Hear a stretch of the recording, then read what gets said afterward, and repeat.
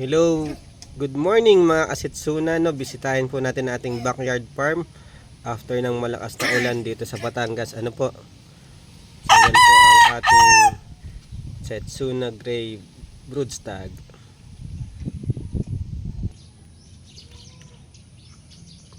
Ito po ang ating hatch na broodstag din po yan. Ano po? Ayan.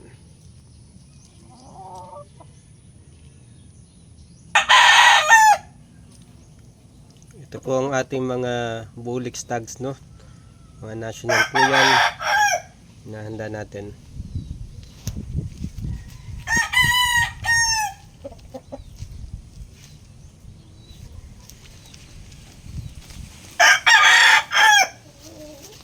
Ito po ang ating mini flying pen po, ano? Maliit lang po yan pero may hapunan po yan.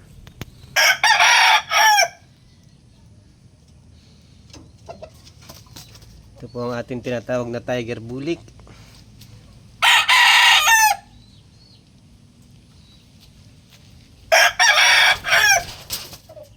Yan, ito naman po ang ating broodcock. Ano po?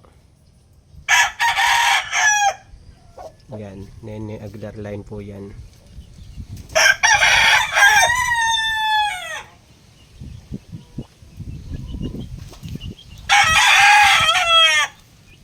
Ito po ang ating sweater broodstag, no? Pinagsama-sama muna natin at malakas po ang ulan para maganda ang kanilang kulungan.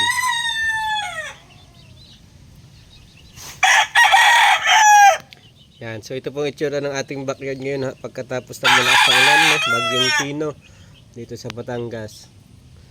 Ayan po ang ating mga baby stag. Early recording po tayo dito. Ayan.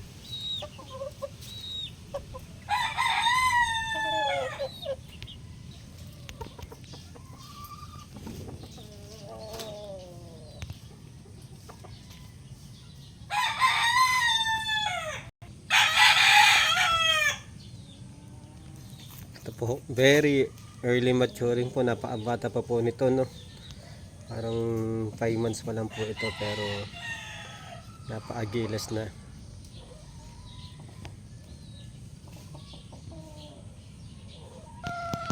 Ito po yung ating matandang inahin na itim. Ano po? Galing po yan sa farm sa ating kaibigan. Napakaganda po ng inaanak nito, no? Since mahilig tayo sa off color, no? Puro off color tayo, ito. Napakagandang inahin po nito para sa amin. Ayan, ito po ang ating ilan sa ating baby stag, no? Mga white leg po yan na dalusapi. Ito si Whitey, kumasa na po yan. Ayan mga kasitsuna, umuulan na po uli, no? So ganyan po ang itsura natin sa backyard ngayon. Medyo maputik. At least secure naman ang ating mga manok, no? So paano, kita-kits sa susunod na video. Goodbye.